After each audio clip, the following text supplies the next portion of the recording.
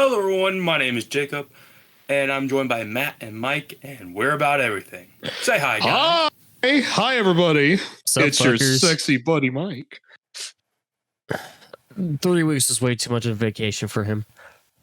I'm really lonely. I am an attention whore. I miss everyone. You know, you get more attention, you posted more content. I miss being the center of attention. Wow. Okay, Mark, calm You went down right over for there. the jugular, Matt. I did go for the jugular. I don't think you noticed. No, I didn't. He was too busy loving the attention. I was too busy glorifying my sexiness. Oh, I did good then. I did good. I'm safe. Yeah, you need to highlight that No. in the fucking editing. No. Yeah. No. You. I don't know what happened, but I agree with you guys. Oh, fuck. Yeah, we got to admit. You wouldn't agree if you heard it. I am an attention whore. I miss everyone. You know, you get more attention, you posted more content. All right. Before we get into today's topic, how are y'all doing? You want to go first, Matt? Or Do you want to go first? I don't know. Do you want to go first? Maybe I do want to go first. All right. I guess I can go first. Well, I am doing pretty good. This morning I encountered someone who recognized me, and that was pretty cool. It's only happened like 5 times in the last 10 years. And back to work, and I'm really happy to be back in the podcast. You know, I've been working a lot on War vs. Doomslayer, coming along very nicely, by the way.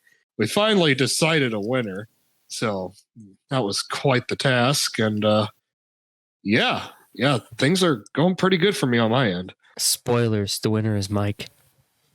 I am the winner. Comes out of nowhere with the Infinity Gauntlet and 2 liters of cheese. a can of like fucking cheese spray. 2 liters of cheese. 2 liters of cheese spray. Leaning Tower of Cheese. I come from behind Doomslayer, and I just spray in like the front of his helmet to blind him, and then I stuff another one in War's mouth and just inflate him with fucking 2 liters of cheese. Oh yeah. And then I snap my fingers and everything turns to fucking cheese. Mike, you ever seen a Goofy movie? I have seen a Goofy movie, yeah. That's such a good fucking movie. I have not. Oh, you go ahead. Leaning Tower of Cheese. Yeah. Definition of me. I've only seen it like 2 times in my life, and I feel horrible because I love Goofy. But we'll make it a 3rd time now that you said that. Have you guys ever seen like the golden age of Goofy? Have you ever seen it? Goofy Movie 3. No. It Please, no. is made by the same person who did Tom and Jerry. And it is fucking amazing. It is funny. There's literally one episode and where like Goofy goes on like road rage because Goofy like represents the adult, you know, out of the trio, you know? Mm-hmm. And so he pushes the adult life to the extreme. And the best part is the whole world is filled with Goofies. So there's no Mickey Mouse or nothing. It's just like Goofies are everywhere. And then there's another one where he's trying to stop smoking. And it's funny as fuck too. It's great. I highly recommend the golden age of Goofy. It's total fucking chaos. Goofy's the edge lord, my god.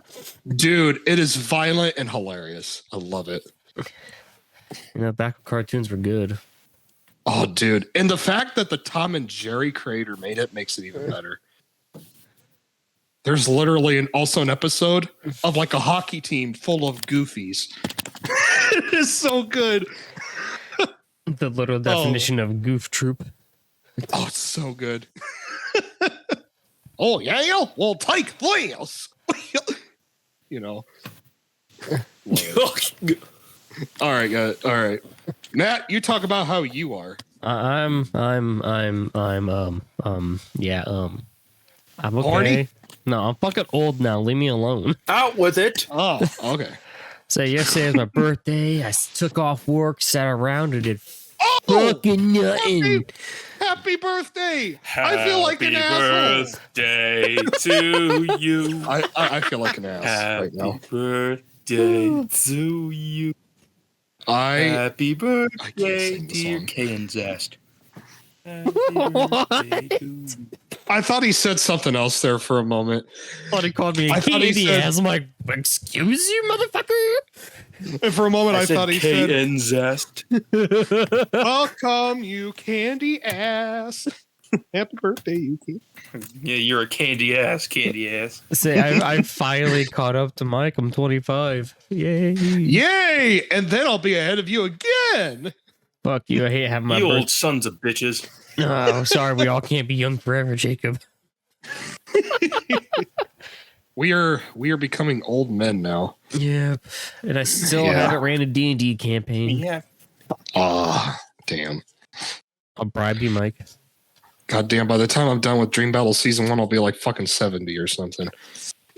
You're not wrong. You're And not that's wrong. how he won. Oh Shit. my god. All right. I'm saying this now. No more 3-week vacations. They're banned. Yeah. Except around New Year's. No, you Because- get 2 weeks. That's it this time. Ah! Fuck. Oh, shit. Okay. I'm doing fine if you bother to ask me. We don't want to know how you are. You're the I'm just host. fucking We know you're doing I- good. Fuck out of here. I'm just fucking around. I actually want to know how you are. Well, I'm doing fine. Thank you for asking. I'm back to school. It's going fine. We got brand new classes. Uh-huh. I get to burn wood. Wait. You get a wood carving class? Burning class. That's what technically it is. I I was wish I gonna had. say, holy shit. Wood burning and woodwork. I was gonna say, Let's holy say, fuck. I He's taking up with some really high class fucking classes over here. Fucking Dude. carving wood. Dude, I wish our school had a shop class because no one would know where the hell I put the header to the engine. I didn't learn a fucking thing from school. I learned from all my That elective explains teachers. a No lot. one else really. I didn't learn a fucking thing. I learned from they didn't Truex. teach me. Explains a That's lot. pretty much it. They didn't teach me how to fucking live. But Bastards. Mike, you're living right now. They taught you how to live. Who are you?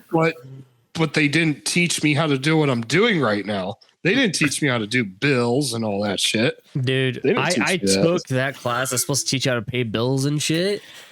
I don't remember a Yeah. fucking thing. Our teachers sucked. Let's just be honest here. Okay. There was like 3 good teachers. We all know it. Uh-huh. Okay. Truex Yeah. is one of them because he was the shit. Uh-huh. And then the other 2, I don't fucking remember their names. So Yeah. We need to talk about that another time because honestly, that can be a topic all on its own. oh like, yes, it can. School. Or, Oh. All right. or I also went to the movies last night. Oh, What'd you see, sleep? Jacob? You guys ever heard of the Megan? Yes, I've been seeing ads for it. It actually looks pretty good. Yeah, it was fucking awesome. Noise. You know, I'm really glad that I have Peacock, and because it allows me to see some movies that are in theaters currently, which is really nice. I Oh, like that. Megan's probably going to be added to Peacock. Perfect for Mike. soon. I watched this movie last night. It was so fucking brutal. It is called like Apocalypto, and it takes place in like the Mayan times. Holy shit, dude! It's a good movie. Oh yeah, they didn't There's- fuck around, dude. Yeah, you've seen it too. Yeah, it's been a while, but yes, I have. It's so good. I was I just guess like I should scanning see it. through. I haven't seen it. I was scanning through, and I'm like, "What the fuck is Apocalypto?" And I'm like, "Holy shit, the ratings are high!" And so I checked it out. It's really good. It's so violent, You though. know- so dark and brutal. Fuck, we had the it just dawned upon me. There is one movie that we have to sit down and watch all together just to shit on. Oh, One Missed Call. I've never heard of that. It's a Never heard of it. really shit horror movie. No. Yes. No. Yes. No. Yes. No. I hate shit horror movies, but I'll do it That's because the point. here's the thing. Those kinds of videos work for me. I'm a very critical person in nature. So yeah, I'm pretty good at sitting on things. Like I'm not gonna lie, the trailers make it look actually fairly decent. But the movie itself, though, is a different story. Well, dude, look at the live action Mario Super Bros movie. The trailer was epic there too. But we don't know anything of. Oh, you're talking about the old one, not the new one. I'm talking about the old one. Have you ever seen the trailer? Yeah, it's fine. I love the old one. The trailer's great, but the movie's garbage. Oh my gosh! There's some parts in the movie that's okay. No, I'm sorry, Jacob. No, I'm sorry. That movie is bad on every level. It could be so much worse, though. It's so bad. You know, because at least the Super Mario Bros. Movie has a rating on Rotten Tomatoes. One Missed Call is a 0. Oh shit! It has no rating. That's how shit it is. I think the worst movie I have ever seen is Food Fight. That is the worst one I've ever seen. Do you know the story behind Food Fight? I can't. It was in development for like 3 years, but someone stole the hard drives or some shit. It was supposed to come out in like the early 2000s, and things didn't go because somebody tried to steal shit, which is stupid. Succeeded. And then it was pushed. And then it was pushed to like 2012. Apparently, $65 million. Yeah, really was spent shit to make it. And it looks like $65 were made to make it. 65. I wouldn't even give 65. Oh, it's so bad. You could do so much for animation back in 2012 where the fuck it came out. Why is Mr. Clean there? He's not a food product. Yes, he is. It's what you drink when you get rid of the bad memories. No, that's Clorox. But that is easily the worst one I've ever seen in my whole life, by far, easily.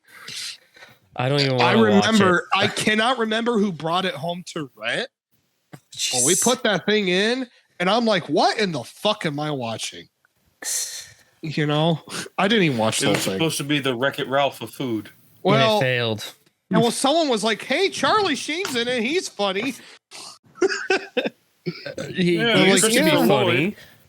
Yeah, I love his one movie that makes fun of Rambo. I love that movie. So good. It's like really high slapstick. It's okay. I think it's a little overrated though. I never been like a big fan. No copyright. All right, let's get into today's topic. Today's review topic is the video game Outlast and Outlast Whistleblower. 2 of 4. Are we also reviewing part 2 as well in this, or no? Just the first game. Okay, thank God, because if we tackle 2, we might have some very long rants going on. Honestly, like part 2, I will say mechanics are decent, right? There's some aspects I like more, but I fucking hate the game. But the problem I have with Outlast 2 is it's outside. You're not actually trapped. What I was hoping the game was I was hoping it was a scenario, because the first one you're in an asylum and there's some sci-fi aspects and crazy fictional shit. But I was really hoping that it was like the simple story of this guy who crashes. He's trapped in the mountains with a bunch of crazy hillbillies, which that's a thing that happens. I know somebody that actually went through that, and that's some scary shit. So I'm sitting there thinking, this is a brilliant idea. That is incredibly scary. But what they did with it was horrible, and it sucked. And I will just say that my biggest problem is the story and like the setting, and I didn't mind the idea of being outside. It was just my expectations were different, and what it turned out to be, I didn't like. So it's gonna. The reason why I don't like it being outside is a point I'm going to bring up when we discuss the original. Is being outside isn't really as scary as being trapped somewhere. Because outside you could go climb over that hill and you're gone. Have a nice day. You know something though, you could have really gotten creative with the outdoors and like this endless wilderness because some Blair Witch shit.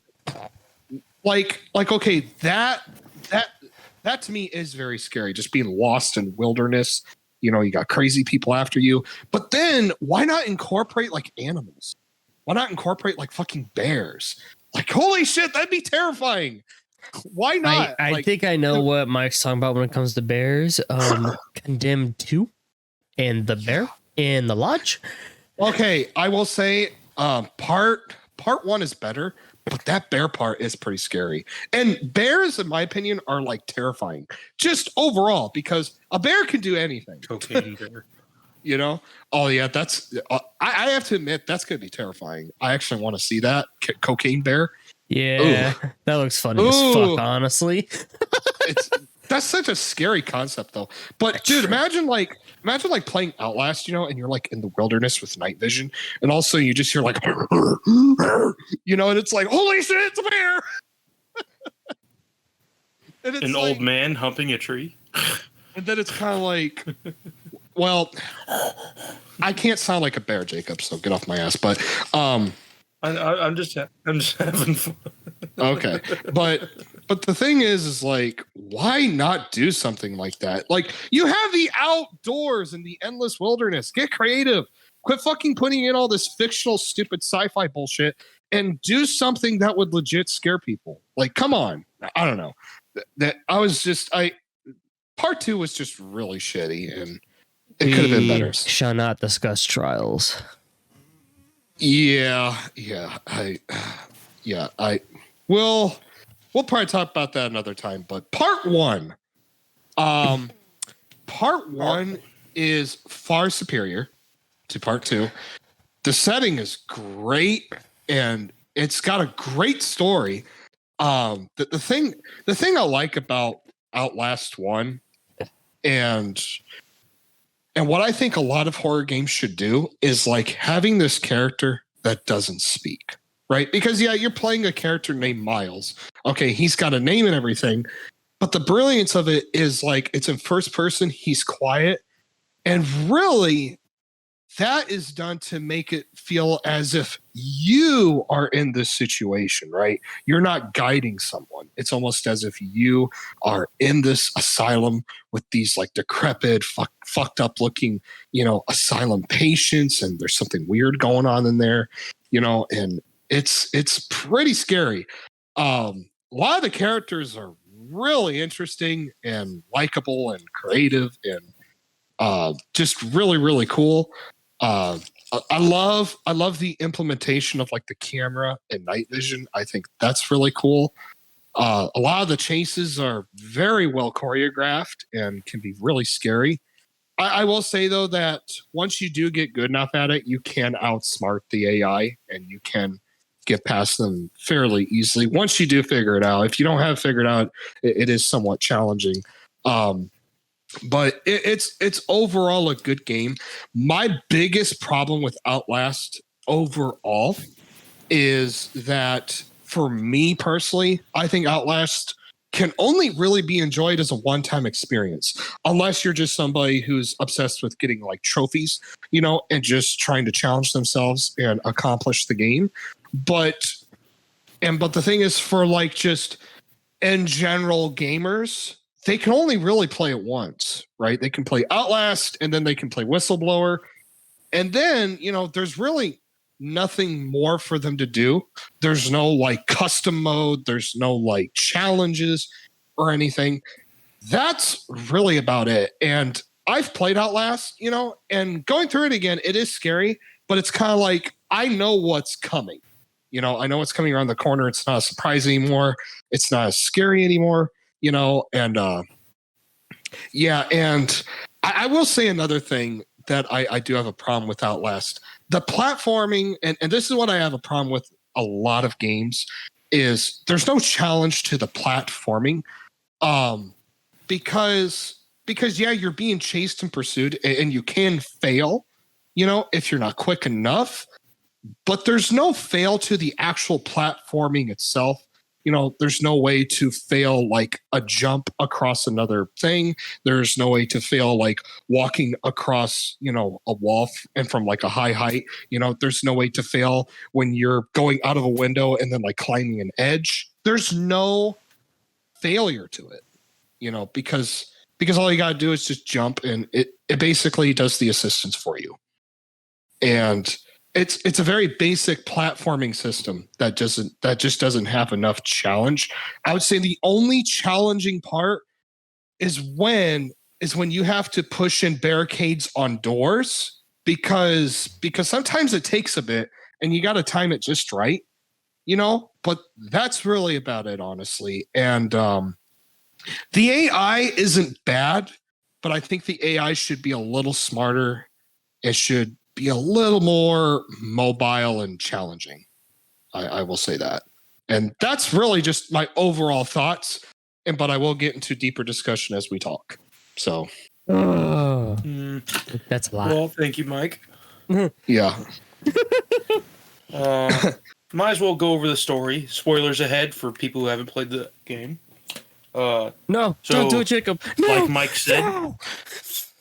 It came out in 2013. Don't spoil it. Yeah, it came out 10 years ago.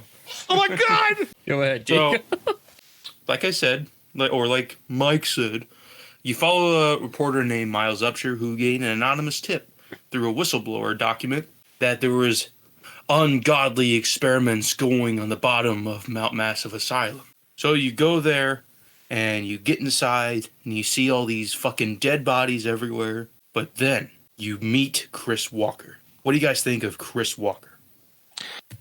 I will first off say that the atmosphere of the game is what I think really a lot of people love.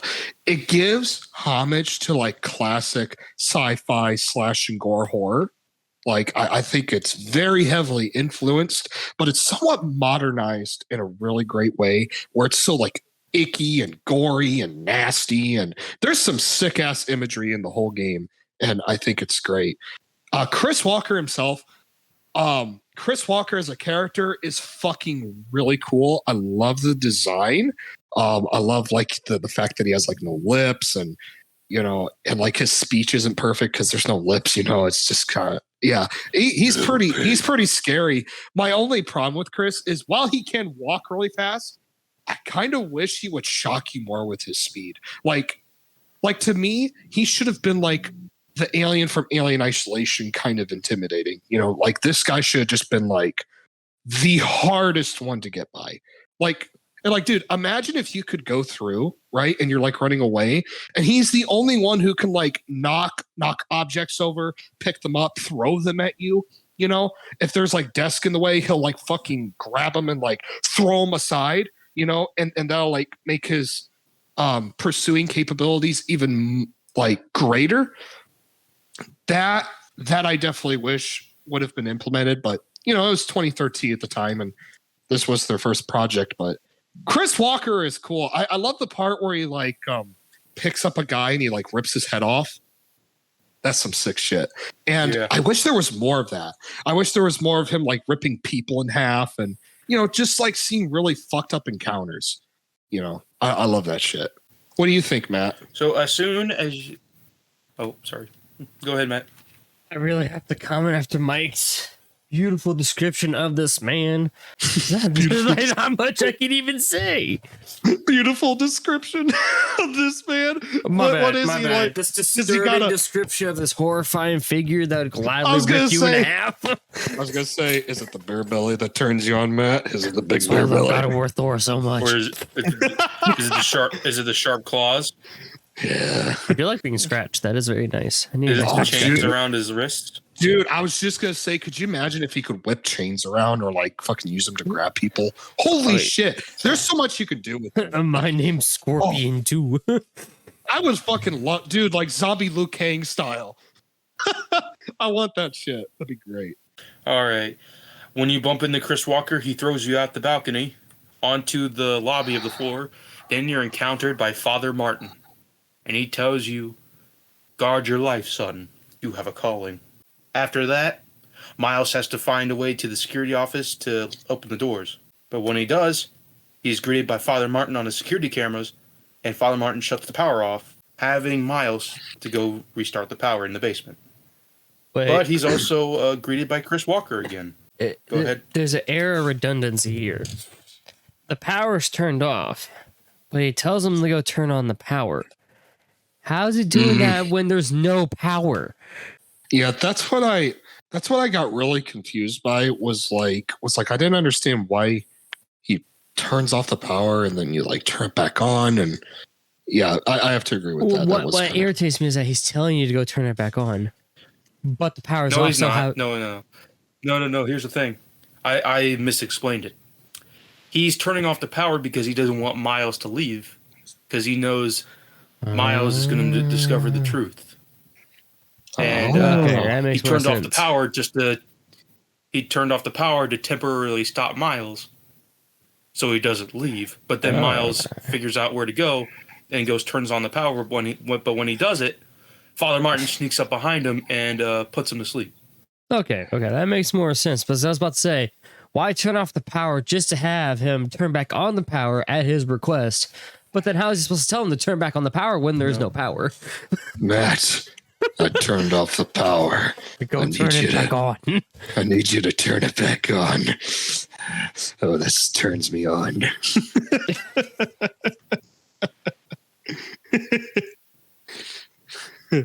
Michael? Yeah.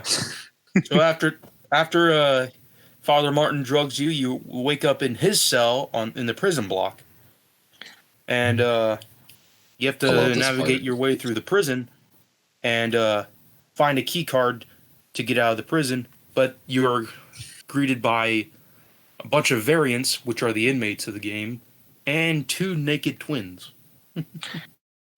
Yeah, I was just gonna say twins and their dong. The twins, to me, I actually think are the scariest characters in the game, because there's this kind of like visceral animalistic realism to them, and there's just something like really off-putting about them. And yeah, they're not as big as Chris Walker, but the fact that these guys operate as a unit, and they're so like, I don't know, there's just something really scary about the twins. And I always thought they were the scariest part of the whole game for me. I don't know. It's so really creepy. I don't know, like the twins, what makes them really how they are is just how they speak, how they act. Yeah. And I love how they like sometimes finish each other's sentence. It's like they're like 2 peas in a pod. It's fucking so scary, man. It's really good. I like the twins. The twins are scary. That's good shit. I want his tongue and his liver. They are yours. What about my penis? Oh yeah, they're Cubert penis. Yeah, it does. It looks like Cubert. They do. Their penises look like fucking Cubert. It's so weird.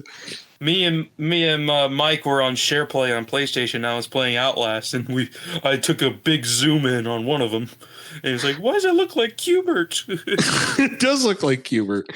So weird.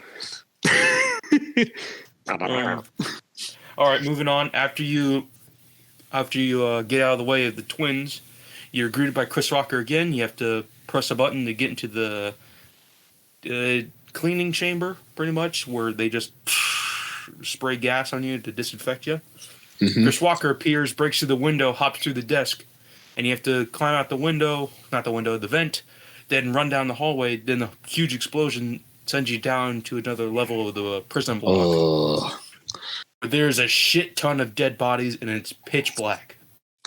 This is the scariest Chris Walker part.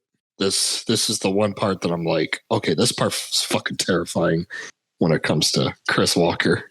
Just like pitch black darkness, Love it. And you can only see his eyes. Yeah. It's pretty. Yeah, that part's pretty creepy. I would say another part that's really scary with Chris is when you're like in like the sewers or whatever, and and you're like going through the water, right? And then you just kind of hear him in the distance out of nowhere, and it's like, oh shit, this guy can move through water. He has water abilities. Holy shit! After you escape Chris Walker in the prison block, you enter a huge other prison with a bunch of variants trapped inside. Some of them tried to attack you, but you end up pushing them off. Mm-hmm.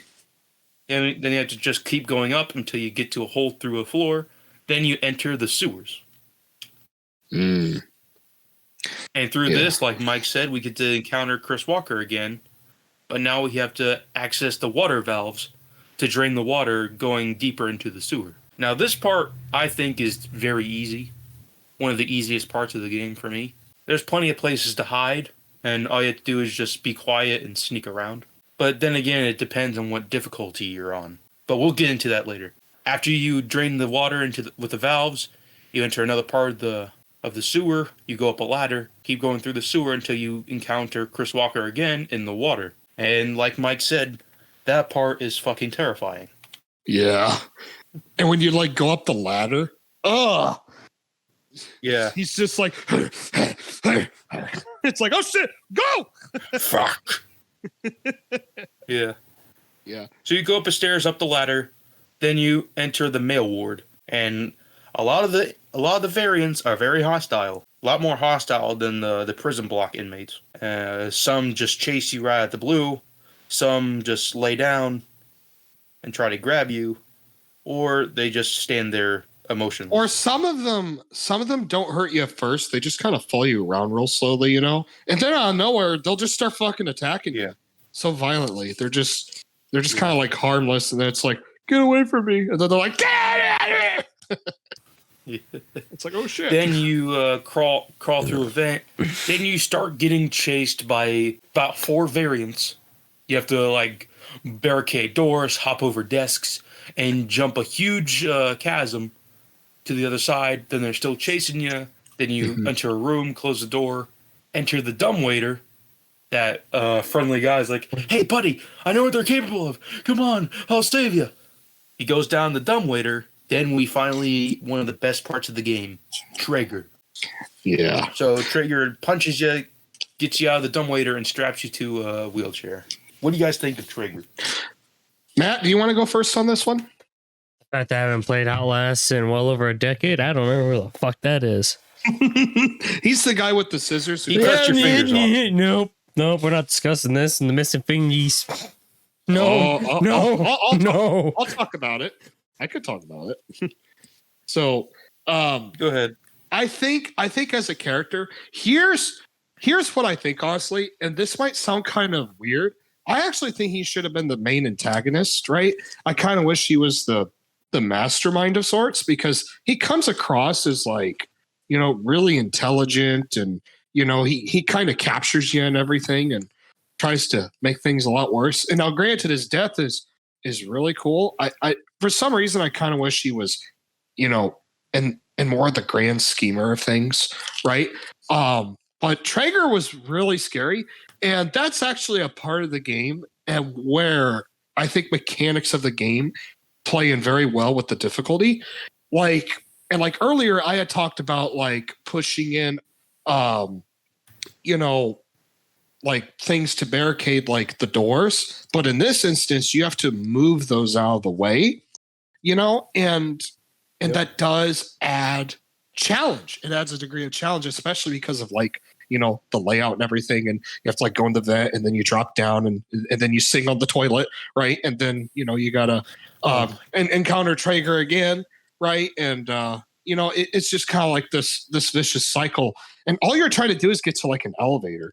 You make it there, and then you fucking end up killing him, and it's a really cool and challenging encounter. Again, like this was made back in 2013.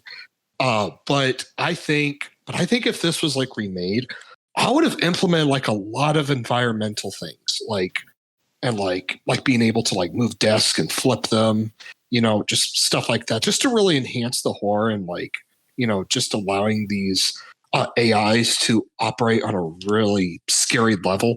And Traeger would have been like really cool if you would have implemented really cool parts of the environment, and like him like stabbing his scissors through the walls, because he like hears you and he like stabs you or something. Like that's cool ass shit, and I would have liked that a lot. But yeah, I really like the Traeger section. It's really cool. Yeah, that's my favorite part of the game. Nice. So, yep.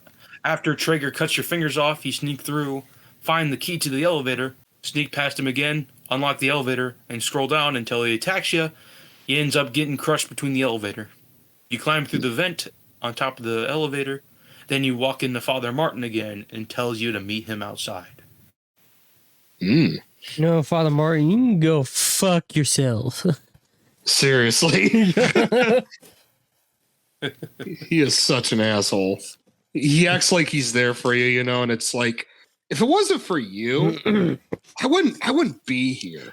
Right. I wouldn't be in this fucking circumstance. If I was Miles, I would have never fucking went in the first Miles place. like, I'd be at home in my recliner, enjoying a nice glass of bourbon and ice, watching Aqua Teen Hunger Force, okay? Watching some waifus. I mean, I don't know. Hell yeah. Caramel Frappuccino. This again. But no, I have to encounter all these grotesque Freddy Krueger looking patients, motherfuckers. Can we just talk about like the designs of these characters and like all the inmates and stuff? Like some of their brains are exposed. Yeah, it's pretty. Again, it's really grotesque and I like it. The only thing I don't like is a lot of those random like variants or whatever, they have like the same design. And sometimes when they're in groups, it's like, why do you guys look exactly the fucking same? The same fucking eyeball poking out, same fucking tooth poking out. It's like, what the fuck? You guys couldn't randomize this shit? Same fucking toe. Same fucking peaky toe. It's so weird. Like, we're not at Whistleblower yet, but I think the designs of a lot of the inmates you encounter far better. That's my opinion. But we'll get to that. We'll get to that. All right. After you meet Father Martin, you're supposed to go through the kitchen, but turns out the kitchen's on fucking fire. He's a hero. He can just walk through that shit. Yeah. You meet a variant, funnily named Pyro. He explains that they Murkoff just used the inmates just for experiments. Didn't really care about their well-being, so he just decides to burn the whole place down. Well, here's the thing: the only exit is through the kitchen out of the cafeteria. But guess what? Fire is ahead. You want to know something though? So I kind of get that inmate's point though, because it's like this is hell. I'm gonna burn it. Like, right. Yeah, I kind of understand where he's coming from, and Miles, like, okay, I'm just gonna say this. This is probably because of my my kind of dislike towards reporters, because reporters are real sneaky and they have to know everything and expose everything, and it's kind of like, yeah, I understand there's experiments being done, but why not just leave this one alone, especially when your life is like completely at risk. You're having all these crazy smart people like, fucking with you and making things worse. What is it seriously worth going through that trouble? You know what I mean? It's like, Okay. Without gameplay limitations in play, dead after. Yeah. If I was Miles, after I saw Chris, my ass is going out a window. I'm getting the fuck out of there. I got my evidence. I'm kind like, okay, I understand we have to have a game and everything, but if I'm being completely realistic here, Miles is fucking crazy too. Because why in the fuck would you go through this? Like I said, he has his camera already on him. After getting footage of Chris, I'm like, yep, fucked up shit happened here. Bye. Dude, all you need is just like all the dead footage. Bodies. Yeah, that's dude, like the first thing you encounter is like a guy who's impaled through like a fucking pole or a big stick or whatever. And he's like telling you, you need to get the fuck out of here. it's kind of like if this guy is telling you this, and this is like a special ops soldier, Get out. fucking listen. Get out. What is wrong with you? Like, right? Yeah. Like, dude, that's like my one big flaw is that you have all this evidence leading up to after Chris throws you down. After that, you should just get out because you have all your evidence. What is compelling you to go further? Well, he did try to get out in the beginning. And dude, lore wise, he recorded this guy's entire thing. Right. It's kind of like, why not just turn back? I mean, yeah, the door's locked at the beginning because some asshole was like, lock the door. Yeah. Right. But you can bust it down. Come on, put some oomph into it. Put some ass into that and bust that door down. All right. Back and go off and show the evidence. All right. Here's the thing. If people say he's too weak to bust down a door, have you ever tried deadlifting yourself onto a ledge without using your legs or anything? You have to be a strong motherfucker to do that. Dude, I can't. Dude, I used to do pull-ups. Like, I used to be pretty fit. I used to be strong, buff. Well, here's the difference between a pull-up and pulling up on a ledge. Pull-up is just using the biceps, triceps to pull up to a point. We're talking about fully up and on top of something. Yeah, I know. And I could never do that, especially now. You know, I mean, I couldn't either, but you know, and yeah, you are right though. Like this guy is like doing what the fuck is that called when you're like running and doing fucking. He's doing like parkour. He's jumping, pulling himself up, and he can't bust down a little fucking wooden door. That's probably decrepit and rotted anyway, so it'd be easier to bust down. Dude. Oh man, yeah. It's like, okay, I understand. We got to have a game, scary game going through this asylum. That's cool. But, when you really think about it, it's like, okay, if I walked in and I had this camera and this guy is impaled and then he's like, you got to listen to me. I'm like, okay, start talking, motherfucker. But here's the thing. This guy doesn't even give him good information, though, because he's just like, you got to get to the security controls. And it's like, is there anything else you want to tell me? Anything kind of fishy? I just love how it's like, get to the security controls. I would be interrogating him. I'd be like, what's going on here? He pulls he pulls a full Mass Effect and 4 dialogue options pop up and fuck. You know what I would do? I'd go up to the guy and be like, oh, you don't want to talk, huh? He's just like, oh. And I start doing that fucking Ace Ventura thing where he like takes his eye and goes, no, that's what my brother did. Yeah, the guy's all pale and he's like, don't do that. My brother used to do that. He's like, okay, I'll talk.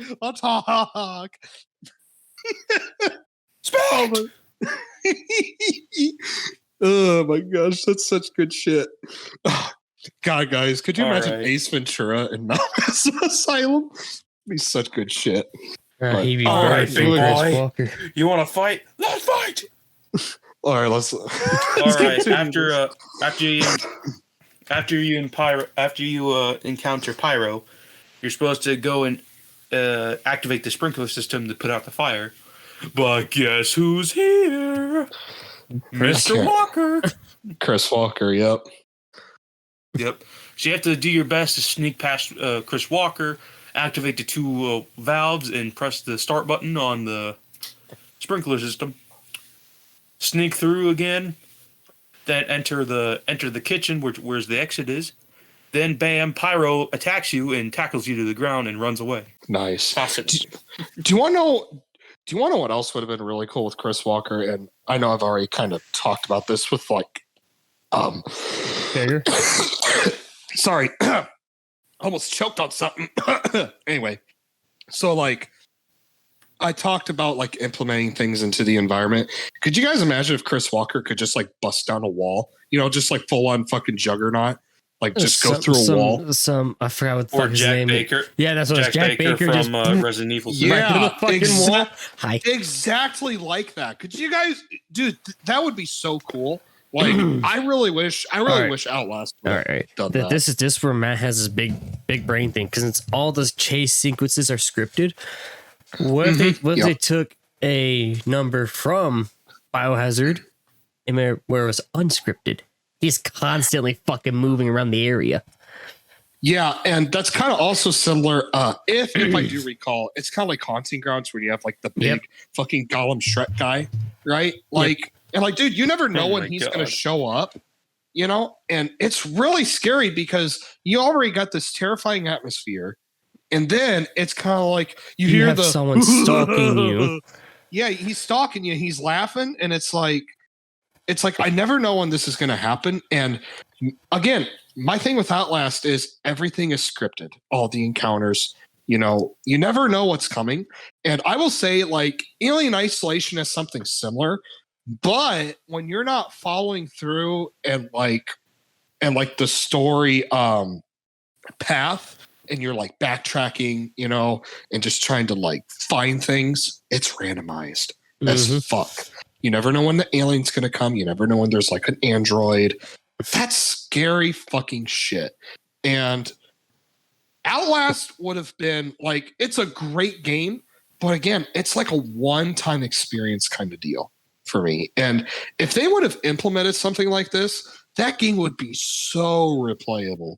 And like one that says it, there's no excuse why they couldn't do it, because they did it way back in, I don't remember when Hell Haunted Ground came out, but they did it way back then. And their AI was smart enough that if you hid and they walked away, there is a good chance they'll walk right back in that room as you're coming out of your hiding spot. Oh my God, dude. Like, hiding in that game is hard. And you also shove obstacles in front of a door.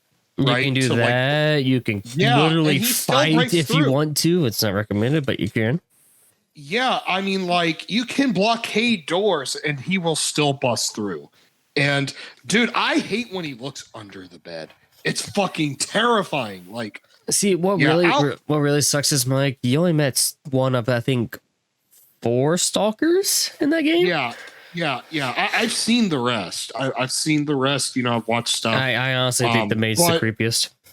Nah. Yeah. I think it's the first guy for me. Just like, all right. The thing about the bell toss is because it's the body and everything that fucking gets you. Both fucking don't remember her name. And he's a really scary AI.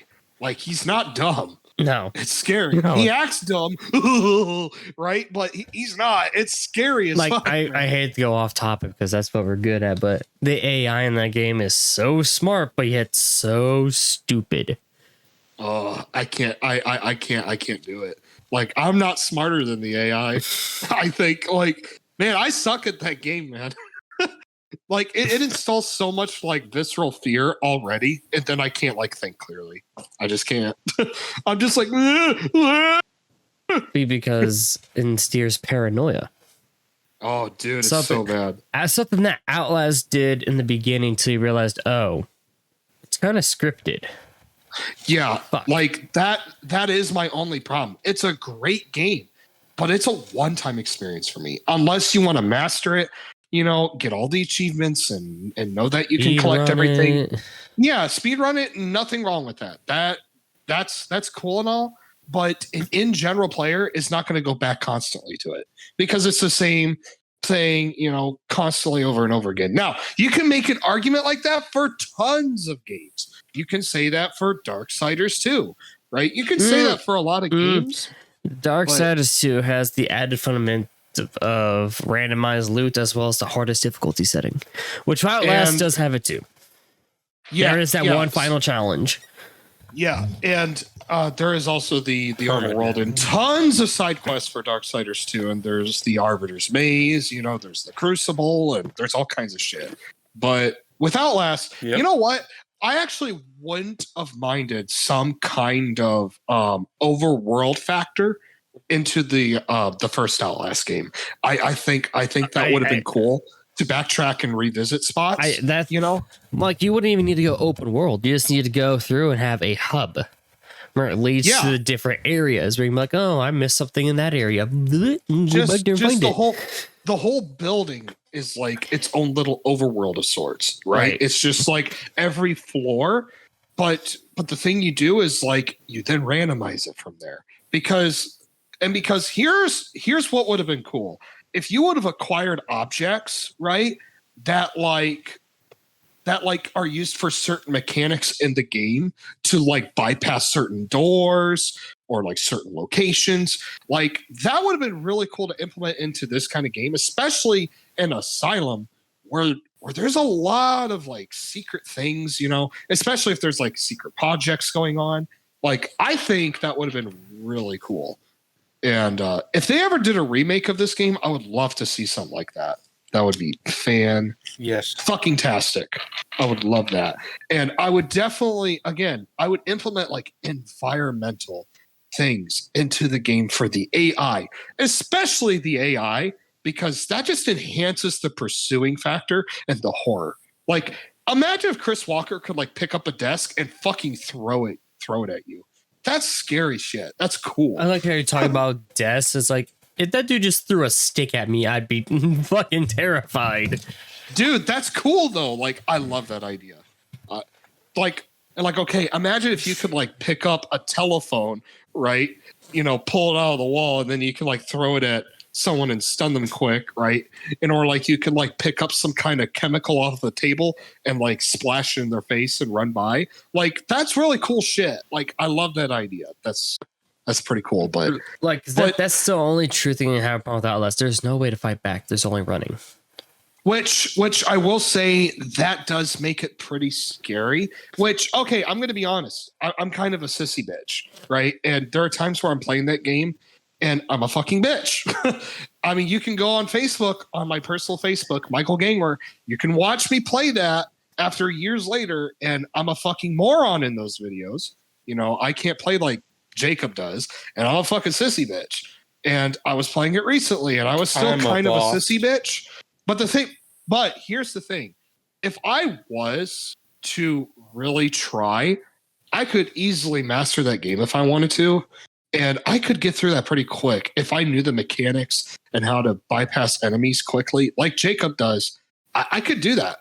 You know, I could do that, but there's just no like replayability factor. After a while, it would be like, okay, here comes Chris, and here comes this, and here comes that, and what's coming after this, and you know, and look, it's a great story. I know it's telling a really cool story and everything, but yeah, like great game from the start. But I think it kind of like it brings itself from like a 90 to an 80 down to like a 50 to 65 or 70. Around there for me after a bit, though. That's what I think. What do you think, Matt? Like, I was paying attention. Oh, I zoned out. No, but okay. The Outlast itself, as you say, on the first playthrough, is a beautiful horror experience. Yes. After that, though, unless you go straight to the hardest difficulty mode, it's not even worth it. Yeah. I will say this, like I've had this revelation as of recently that I think horror games are the best way to experience horror, aside from like reading a creepypasta maybe or something like that, because you know, a lot of stories can be scary. My thing is, I think movies just suck now. I can't do them, and I would rather jump into a horror game, even with like a bad story, and still be scared, you know, because the idea of you like having to run away from something, right, and you are being pursued, I think is scarier than watching someone on screen being pursued and you're just watching them make these dumbass decisions and you're like, you stupid bitch, just get up and grab this thing or just go through this door to your left. You stupid bitch. Stupid bitch, don't leave the closet. I'm just saying, like, horror movies just make me angry. They're so dumb anymore, and I don't like watching them. Like, I would rather play a horror game, and like even old horror games are way better than like horror movies. Like, okay, if you're a horror movie fan and you like some of the cheesiness and you just enjoy it, that's fine. But I don't like horror movies. I don't like horror movies. I think horror movies suck, and I would rather just play the games. They're so much better, man. There's even games that are not designed to be horror games, and they can be really scary. Like the 2005 King Kong, that is a scary ass game. Like, holy shit, that scares me. every time I play it. Ugh. All right, Jacob. Would you like to continue on? All right, continuing. After you put out the fire, like I said, you enter. You go outside for the first time, and you see the Wall Rider. Does it do a 360 kickflip off the wall? I'll explain what the Wall Rider is in a second. But after you see the ghost thing, you climb on the buildings and enter kind of like the exercise grounds of the asylum.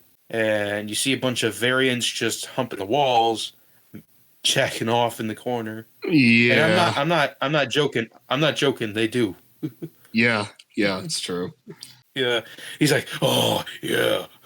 Like what I really like about Outlast 2 when it comes to like the world, and this is something I'm trying to like kind of accomplish in my Inner Beast comics thing, is like I love how Outlast kind of like delves into the most primal part of human nature, like just like this animalistic instinct, and there's no like morality, common sense.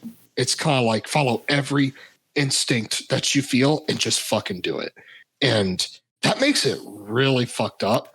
And I really appreciate the developers going as far as seeing characters masturbate and like humping dead bodies even, or having sex with dead bodies. Yes. That's the thing in this game. That's pretty fucked up. I really appreciate. Yeah, I really appreciate that. I have to give the developers props for going to the absolute extreme. After you made it through, you drop into another garden type enclosure of the asylum. You bump into Chris Walker in the raining dark. You just got to sneak past him, climb up propane tank up to another ledge. That's such a good part. Dude, the first time that happened, I was like, holy shit. Like, I could see it coming now, but that was so well done. Love that part. Sorry, you can go on. After you get into this gazebo, have Chris Walker chase you around a few times. Then you crawl through a hole. Then you enter the female ward, where there's no females at all. I believe. So you enter the female ward. You see Father Martin on a ledge, saying, "You're almost here. You can cross to the other floors." Then he just goes away. Go fuck yourself, Father Martin. I'll say it again. Yeah, he's such an asshole. And then you see the key locked in this laundry chute, and you have to collect 3 fuses in order to make it work to drop the key down. But here's the thing: there's a few variants that will try to get in your way. So what I like to do is just try to close a few doors behind me, then leave a few doors again in case he tries to chase me back into the fuse room. So you collect the 3 fuses, put them in, push the button, go back downstairs, open the chute, pick the key up, run like hell, and there's a big gap between the staircases, so you have to jump. And you have to shimmy on a ledge and jump to the next part. You see the twins again, and you also see the Wall Rider. Now, if I recall, is there like I don't know if I'm remembering this right, but when you encounter the twins, are you in like a movie theater like area or something like that, or am I thinking of something else? Oh, okay. You encounter them in a dark room. You can just quickly run past them. Oh, okay. Okay. Then you shimmy a ledge and jump across a gap, but you end up breaking the floor. And the camera falls through the bottom floor, and you have to go retrieve your camera. Miles, you fat motherfucker. You have to climb down through the locker rooms. Then you get to another room. There's a bunch of variants running around in the dark. You found your camera, the lens is cracked. Then about 3 or 5 variants are fucking chasing you. Then you have to quickly just jump up, get back, and move on to the next... you have to go back to the administration block again. And you jump across the huge gap. Then you meet Chris in the hallway again. So sometimes he sees you, sometimes he doesn't. What I do is just quickly run to where you need to go and quickly climb up the desk into the vent. But sometimes if he does see you, go into the room and hide in the fireplace. Okay. Surprisingly, he won't see you. Don't look at me. I'm definitely not in here. Don't turn on the fire. Don't turn on the fire. Roasted little pig. I'm having fire roasted pig. Yeah. Do some pulled pork. And while That you're sounds in the good vent, right now. there's a dead body in the vent while you're in the vent crawling through, there's a dead body that you just need to push out of the way. Then, when you enter the administration block again, a guy that's behind the gate says, hey, if you want to get through here, there's a key in the theater. A theater behind the light. Go get the key. And Father Martin calls the very This is a good part. So Miles goes to the theater, meets a creepy piano player. You remember the piano player, Mike? It's been a while, but I'm trying to remember, and I don't remember him exactly. So when you jump down after shimmying across the ledge, you see this door. The guy's playing the piano beautifully until he notices you, gets off, walks over to the gate, and looks at you blankly. Then you go through the back. Then you go through the screen. Then the movie starts playing of kind of the reason why you're here. Dr. Rudolph Vanerkey was a Nazi that wanted to use nanonites as a way of warfare. But then when Murkoff discovered this, they wanted to use it for their own benefit. And we'll get to more on that later. Miles climbs up into the theater room, grabs the key, and one of the twins comes out, breaks down the door, and tries to look for you. You sneak past him and get upstairs to the gate. And you go through another kitchen, go through a wall, then you shimmy across a windowsill into another window. Then you're in the chapel. And you see Father Martin is crucified, about to get lit on fire. Good. Fuck. I don't deserve this, my child. He does deserve it. Miles have gone through all that. He's missing some fingers. All because one doctor's like, hey, fuck you. You're being locked in here, bitch. Yeah, exactly. It's kind of like he wouldn't have lost his fingers if it wasn't for this guy. So Father Martin gives him one last parting gift, a key to the elevator to get. Fuck him. He had a key on him the whole fucking time, too. Of course he did. Fuck him. Sorry. Sorry, Jacob. So after Miles collects the key and films Father Martin's death, he climbs through a vent. Chris Walker appears again. You can hide in one of the rooms to avoid him. Then run like hell, climb through the vent back into the kitchen, go through and unlock the elevator. Then you're going down to the bottom level of the administration block. But here's the thing. He's going way down into the underground lab. The underground lab looks like the Fortress of Solitude on steroids. It's pretty cool, I have to admit. It is. Yeah. And you discover more facts about the morphogenic engine and the experiments on what happened to all the inmates and soldiers. Then when Miles is close to the exit, something appears between one of the chambers, and it's the Wall Rider. The Wall Rider chases Miles until Miles gets to the door. Chris Walker appears, chokeslams him over there. Then bam, we have Wall Rider versus Chris Walker, and Chris Walker easily gets pummeled and diced into a vent. Yay! Our biggest problem's gone. Even though the biggest problem's fucking no. But now you got the Wall Rider after you. He's even worse than Chris. Miles runs down the hallway until he finally bumps into Dr. Rudolph Vanerkey. Miles finally meets Dr. Rudolph Vanerkey. One question. He is currently like... Does he have a red nose? No. Sorry.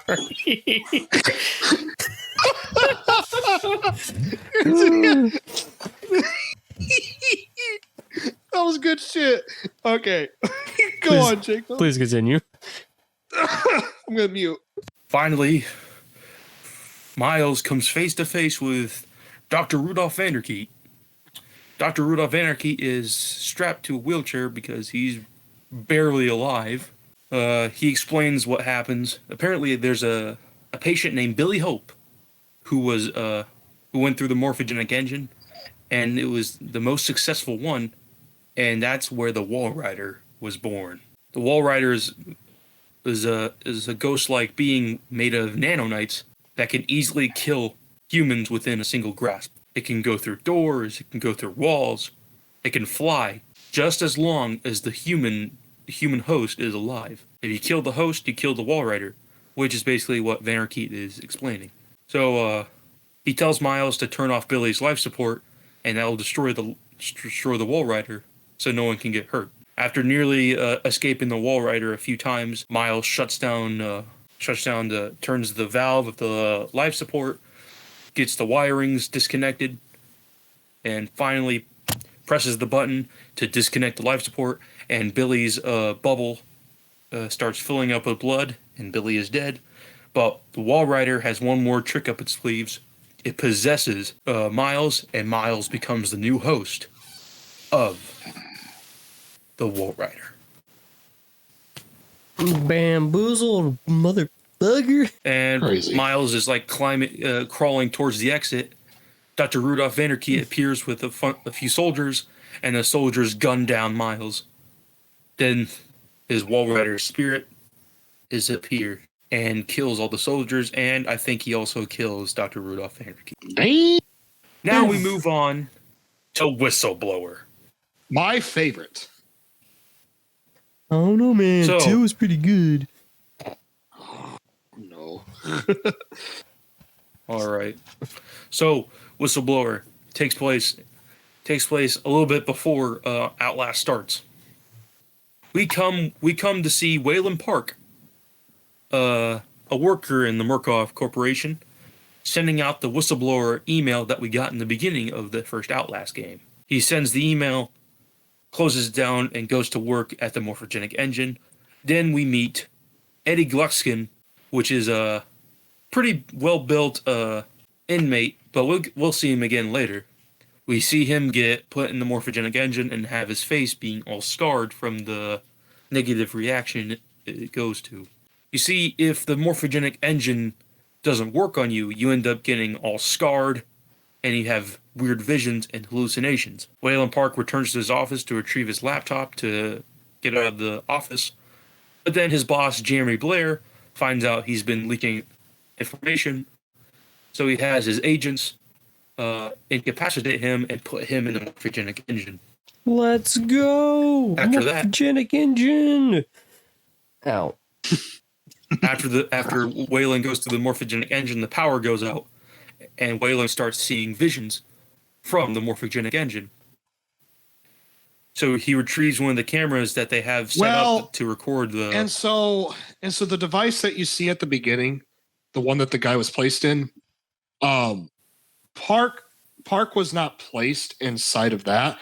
It was more so he was placed in front of something, just kind of like for testing, in order for like, punishment, like treatments, and just like frying his fucking brain. And this is the point where it takes place at the same time, and where Miles basically arrives at Mount Massive Asylum. So basically, these guys are going down their own paths at the same time, and you'll see that as you go through the story. I never knew that. After Miles retrieves a night vision camera that was used to record the process of the morphogenic engine, an inmate releases him from his cell, and Miles goes to work trying to escape the asylum. He meets a bunch of disgruntled inmates stabbing a dead body of a doctor. They said, "You want to get some red on your hands? It's always good to express yourself." But then they think Miles is different, and or you mean get the fuck out of here before they. And or you mean Wayland, not Miles? Yeah, Wayland. Sorry. You're right. Wayland is then chased by another variant, and he gets locked in the room. Then he hears the wall rider killing a bunch of the variants outside the door. Wayland climbs into a vent. Then he overhears a security guard and a worker talking about a prison radio that can actually help get calls. So Wayland decides to have a journey to the radio to send for help. Wayland enters a room where he sees a doctor trapped in a gas chamber, like the one that disinfects you and all that stuff. And he thinks Wayland is dumb. He was like, hey, please help me. I got stuck. And he's like, oh, wait, you're not a doctor. Hey, I'm not a doctor.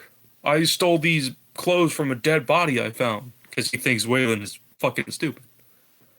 Waylon presses a button, but a variant appears behind the doctor and smashes his skull against the window and kills him. Then the variant runs out the other way. Waylon nearly escapes death from the wall rider by jumping into the chamber. What do you guys think so far of the whistleblower? Whistleblower is my favorite, and there's only one thing I kind of wish it did. I think a lot of people can argue and that the main game is better, but I think Whistleblower is better. For one, it's shorter, and so it doesn't like drag out the journey too much. I think the immediate chaos is really, really, really scary. Most stories, most perfect horror games usually take their time from the start, just to kind of build up tension. But there's something about this where, like, in which, by the way, the designs of a lot of these inmates are way better. They're more randomized. Some of the enemies are really fucking scary, and you do run to Chris Walker again, so he's kind of there. And but like this one makes me more uncomfortable because of like what's occurring, and I do think they really delve into the slash gore aspect a hell of a lot more. And there's even a section in Whistleblower where there's like this guy, and I believe from what you told me, Jacob, he was the guy that we saw from the start get inside of that machine, and then he became the groom, right? So he's this really big guy, and we'll get to that. Yeah, and he takes males and he tries to turn them into females, but he does it in like the most fucked up way possible. And this one is just like Whistleblower is scarier. It's more gory, and I like that it's shorter. The only thing I wish they would have done was implement a lot of the security personnel that worked there, and because a lot of those people are kind of crazy themselves. They're involved with this really fucked up project. They're really desperate to stay alive at this point. I kind of wish that they were implemented into like the enemy AI.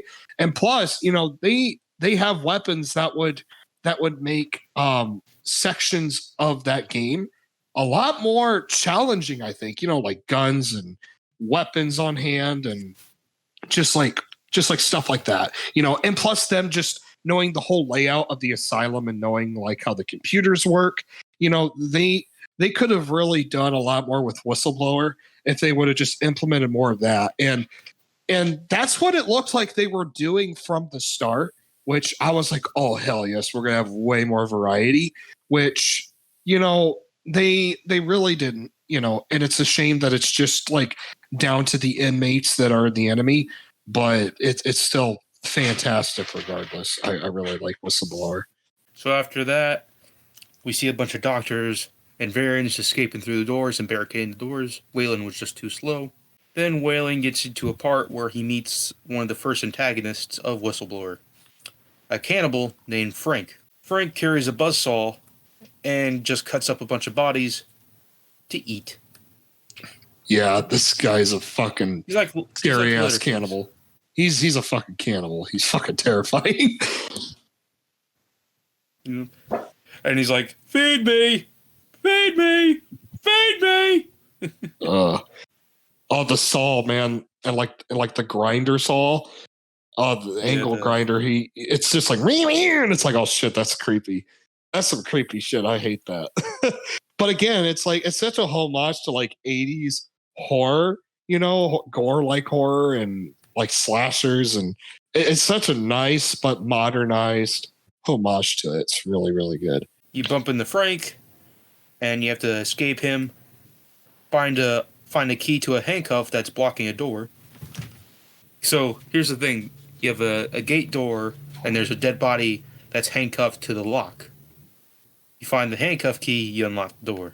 Frank's in the way, you get the key, bam, bam, bam, open the door. Then you enter the morgue. You see a bunch of ovens that is used to incinerate corpses for ashes. Frank busts through the door, and puts Waylon in one, and he's like, "You stay there and cook." Oh, So he tries to have roasted pig. What the fuck are those called, Matt? When you're like taking a dead person and you're turning them into ashes to put in a urn. What the fuck is that? Yeah, it's like a cremation oven, I think is what it's called. Yep. Yeah, and it's like all bricked in. All right, since we have a small tangent here, why find the key to the handcuffs when you can just pick up an object and smack and break the fucking handcuffs off? Or just take some like random serum lying around and gain some super strength and break the chains to your cuffs. Not everyone can be Captain America, Mike. Okay. Oh, come on. There's a lot of experiments going on. We got Chris Walker's tearing heads off. You can't tell me there's not some Because kind he of was in the serum. morphogenic engine. Yeah, there's some kind of superhuman soldier serum like things going on there, might be lying around. Yeah, it's called randomly the morphogenic engine. On, like, I don't know, Elizabeth's desk or something. Elizabeth the morphogenic engine, Mike. Yeah, it could be. Yeah, I know. Oh, shit. So I forgot to mention the morphogenic engine. For some people, it gives them special abilities. So Traeger, it gave him speed. For Chris, it gave him enhanced strength and sight. And for some of the variants, it gave them good hearing. That's kind of interesting for Chris. Strength and enhanced sight. That's kind of cool. I actually didn't know that. Why do you think he can see you through the darkness all the way far away? That's some good sight. All right, where were we? Oh, yeah. After you escape the incinerator, you climb up a ladder and climb up these ledges to a vent. Then you get through all this stuff. Frank chases you again, but you also see a few other variants trying to escape as well.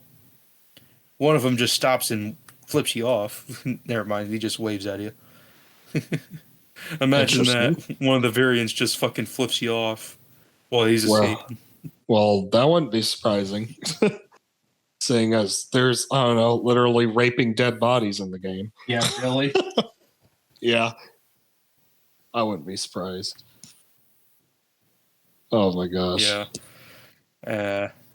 After that, you find another gas chamber that's closed and just completely filled with gas, and the body's like, "Turn off the gas! Help me!" Yeah. You go through the rooms. Frank finds you again. You climb through the door. Not the door. You climb through a vent. Get through that. Then you go through this experiment lab. Frank finds you again. You just climb up the gas chamber and turn off the gas. Then go through it again. Avoid Frank for the last time. And you go through the place where the guy's like, "Turn off the gas." He's dead. So, he's dead. Go through that, and now you're outside. And the funny thing is, if you go through the far gate, you actually get to see Frank pop his head out and say, "No, you are mine!" Yeah, I remember that. I think he said that like 2 times when when you broke out of the oven. He was like, "No, you're," and then they just used the same voice clip again. He goes, "No, you're not."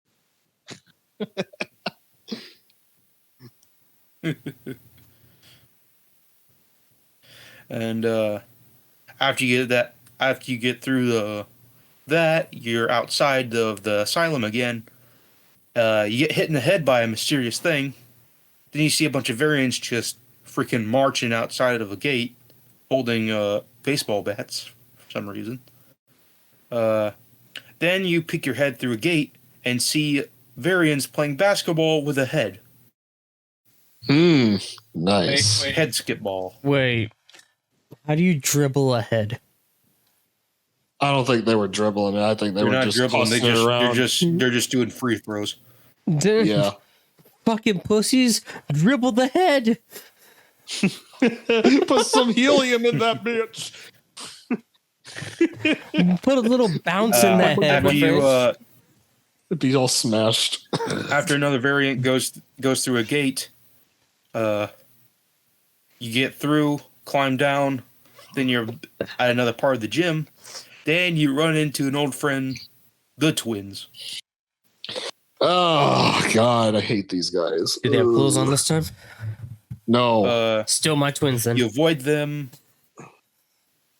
I still have keeper penises. You avoid them until you get into the basketball court. The head freaking bounce off the wall immediately after you open the door, and the fucking guy tries to fight you. Shirt your skins or fuck off. That's what he says. I always choose shirts because I don't like being skins. Yeah. Okay, after you avoid the basketball guy,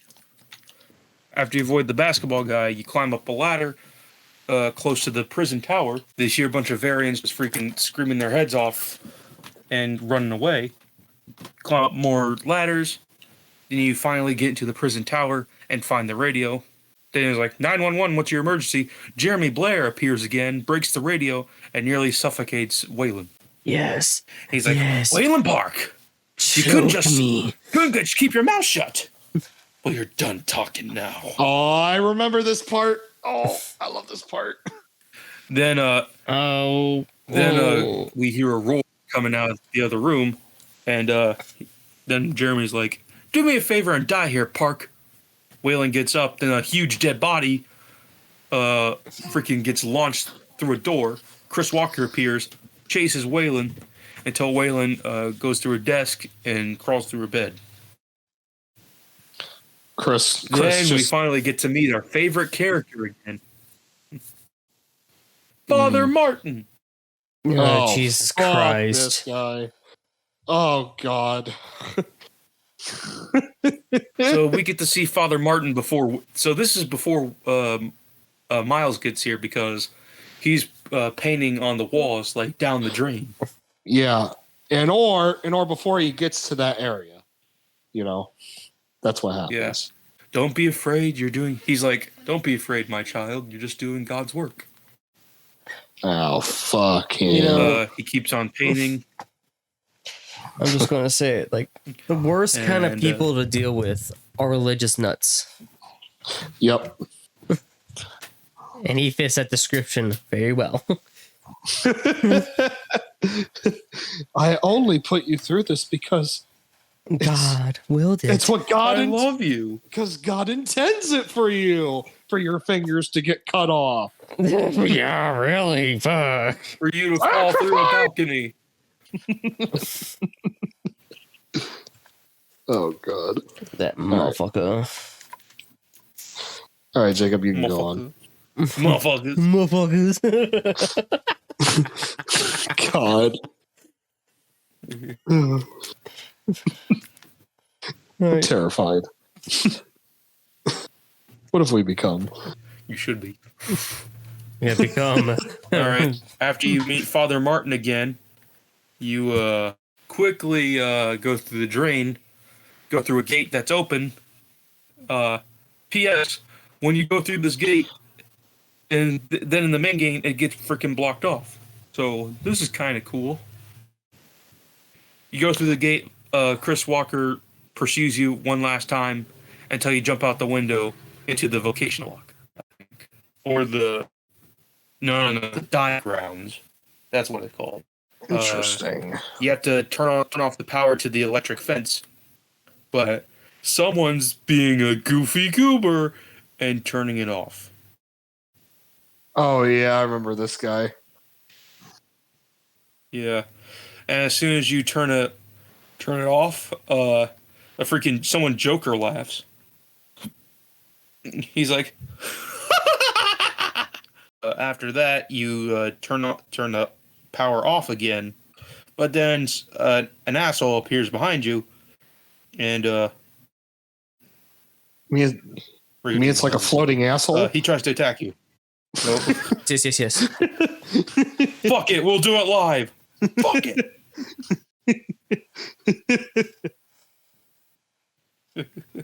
The variant chases you until you get through the gate, and Sorry, I'm out of breath. You're all right. It happens to me second. too. I've been explaining too long. I'm explaining my favorite game in the whole world.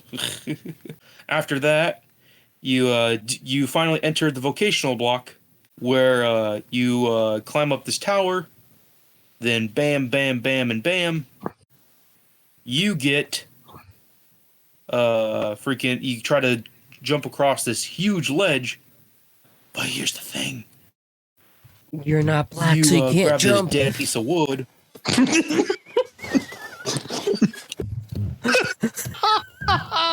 I'm cutting that out. I'm just saying. That's unrelated.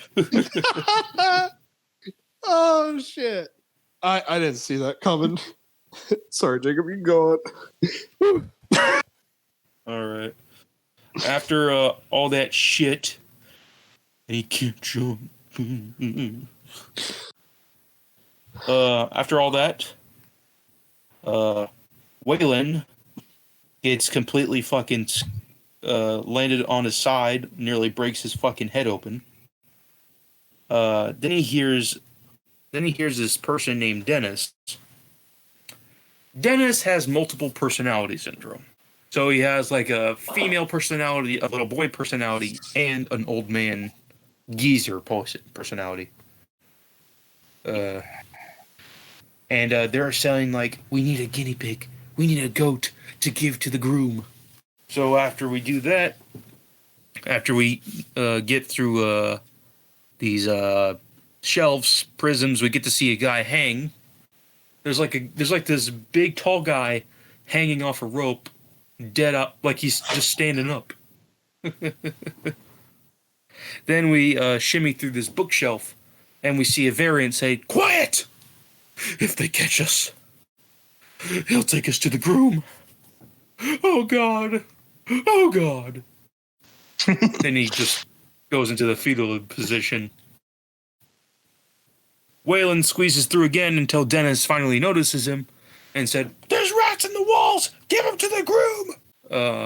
Waylon pushes one of the things out of the way, climbs up the shelf, climbs up again, until he's finally face to face with Dennis, and he's like, "Stop! We're gonna give you to the groom!" After that, Waylon runs past them, climbs up and goes down the staircase.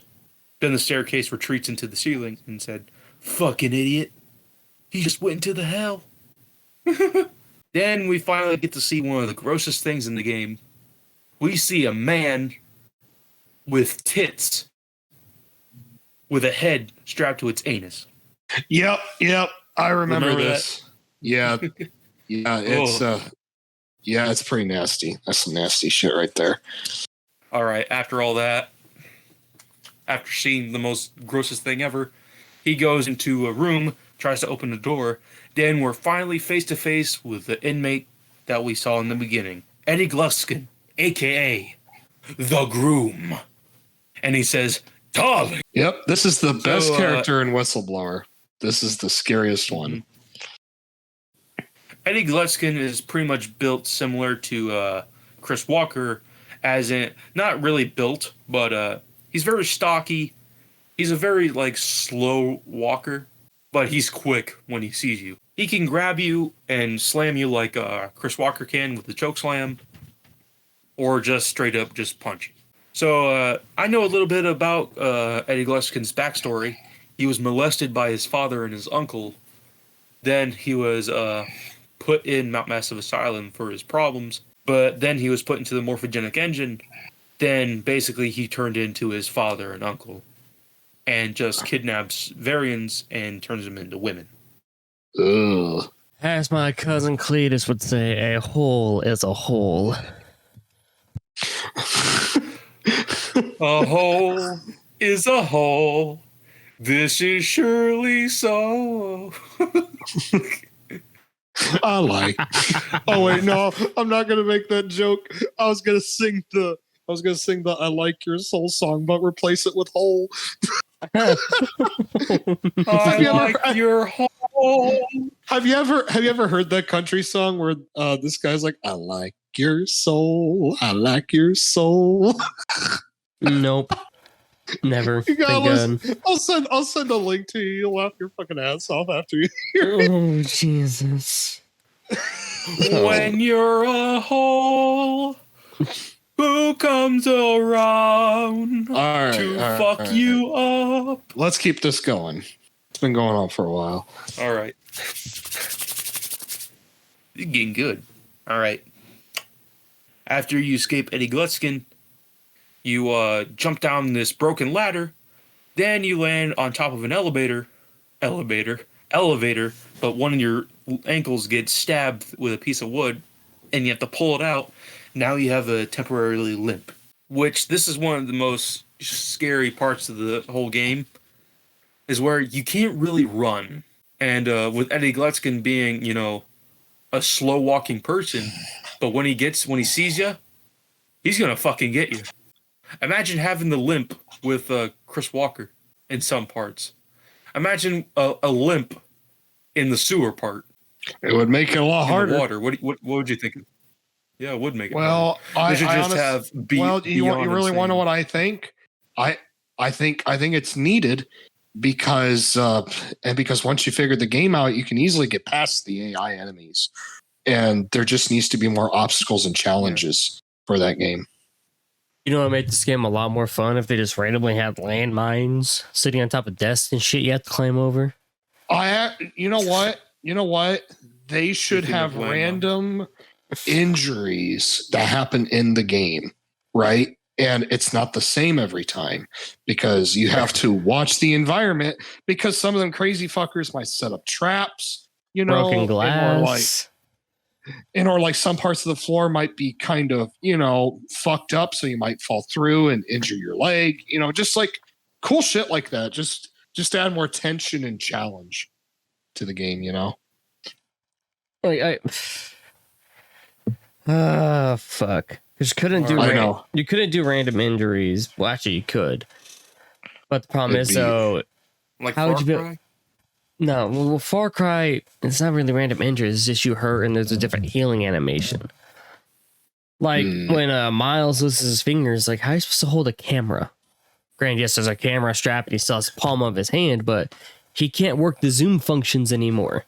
I don't know. He gets a flex seal or something and wraps some flex tape around the camera on his hand. The camera that his camera hand, all he's losing is his pointer finger. Could you guys imagine the fucking guy who advertises flex seal and flex tape? Hi, this is flex tape. Are you in an asylum and lost your fingers and need your night vision camera? Well, get some flex tape and wrap that camera around your hand. You'll be able to get through that asylum like no problem. I'm Phil Swift, and this is Hi, Phil Swift here with Asylum Grade Flex Seal. Phil Swift here. Oh my god. Okay. We need to keep this going. It's been going on for almost 2 hours. All right. After you escape Glutskin off the elevator, you're limping. You find a locker with a busted up, grate on top of it. You enter the locker. Glutskin finds you, locks the locker, then drags you to his lair, then puts you to sleep with spray.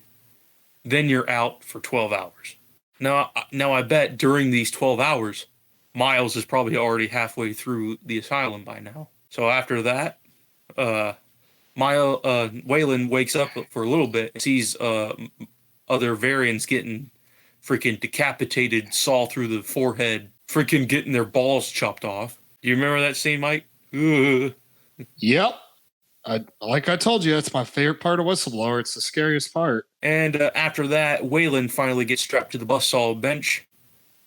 We get to see his dingling, which is nothing to look at. You know what I'm saying? Then a variant comes behind Eddie, knocks him out. Waylon gets off the bench, puts his clothes back on, grabs his camera. His camera's fucking dead. There's no batteries because Eddie took all the batteries. That's the thing I never understood. Why does he take your batteries? Because he's trying to fuck you over. These are crazy people, Jacob. After that, you sneak past Eddie, and you see through a window a bunch of dead bodies being strung up on top of a gymnasium ceiling. And these are his previous victims that almost, were successful. Waylon jumps out the window into a park. Then he freaking holds his ankle because that was a big ass fall. Then Eddie picks his head out the window and said, "Go! You and the rest of you ungrateful sluts!" I'm not a slut. I'm a whore. I get paid. I am a say-so. You're not the only say-so, Mike. It's okay. I'm a goober. 2 goobers and a say-so. New show title. After all that shit, Waylon goes into the gymnasium, sees all the dead bodies again, finds a key to the gate to the exit. Eddie's there.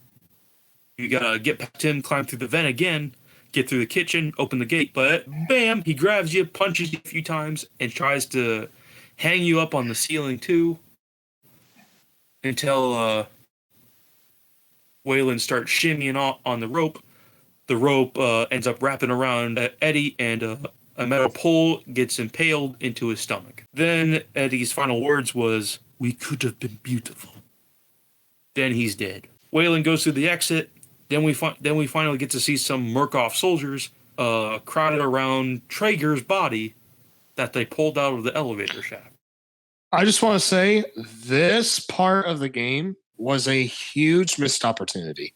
Could you imagine trying to avoid the soldiers because they think you're one of the inmates? That would be terrifying. Yeah. Oh, you can keep going. You get through all that, then you're back in the administration block. Then who is there at the entrance? It's Jeremy Blair. I did not mean for that to rhyme. He starts making up bullshit like, "Park, I'm sorry about what happened before. Help me, and both of us can get out together." You walk up to him, and he fucking stabs you in the belly. Then here comes the wall rider and splits Blair into multiple pieces. Waylon starts limping again. Then he finds Miles' car, gets into it, starts the engine. Then he sees a black cloud at the entrance of Mount Massive Asylum. He zooms in, and there's Miles as the wall rider. Then after Waylon crashes through the gate with the car, it cuts to black. Then we see Waylon in front of a computer about to upload the footage. Then there's a man. "If you upload this footage, there's no going back, Mr. Park. Everyone you know is fucked." Is hurting Murkoff that much to you? Then Waylon sends the email and closes the computer. Whistleblower ends. Do you want to know what I kind of wish would have happened? I kind of wish that Waylon would have encountered Miles' camera too, so that way he had even more evidence. That would have been pretty cool too. Yeah, that would have been a really nice send-off to the first game. Whistleblower is awesome. Love it. I love Whistleblower. And Outlast is a good game. I've never actually played Whistleblowers, so it's basically got the same mechanics as the main game, but I think it's better. I will admit I do like the Groom better though than Traeger. The Groom is fucking terrifying. Bonkers. He's bonkers. Yeah, the Groom is really creepy, but. All right, Jacob, you ready to wrap this bad boy up? With a nice little bow. Thank you so much for watching this review of Outlast and Outlast Whistleblower. I have been Jacob. That was Mike. That was Matt. And we have been about everything. Thank you so much. Bye. Bye, guys. See ya, fuckers.